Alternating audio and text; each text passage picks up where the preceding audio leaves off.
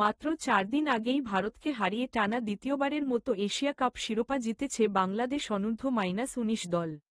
ছেলেদের সফল এই মিশন শেষে এবার শুরু হচ্ছে মেয়েদেরও অনূর্ধ্ব-19 Asia cup mission.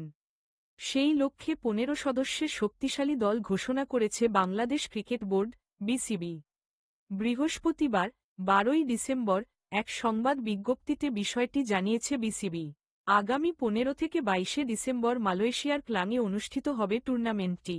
Biomass cricket ওভালে অনুষ্ঠিতব্য অনূর্ধ্ব-19 নারী এশিয়া কাপে স্বাগতিক মালয়েশিয়া ও বাংলাদেশসহ আরও অংশ নিচ্ছে ভারত, পাকিস্তান, নেপাল ও শ্রীলঙ্কা নারী দল।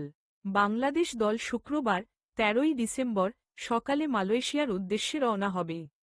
সদস্যের বাংলাদেশ অনূর্ধ্ব-19 নারী দল: সুমাইয়া আক্তার, অধিনায়ক; আফিয়া আসিমা ইরা, সহ অধিনায়ক; মিষ্ট ইভা, ফাহমিদা ছোয়া, হাবিবা ইসলাম পিঙ্কি, জুয়াইরিয়া ফেরদৌস, ফারিয়া আক্তার, ফারজানা ইয়াসমিন, আনিসা আক্তার সোবা, সুমাইয়া আক্তার সুবর্ণা, নিশিতা আক্তার নিশি, আরভিন তানি, জান্নাতুল ইসলাম মাওয়া, সাদিয়া আক্তার ও মাহারুন নেছা।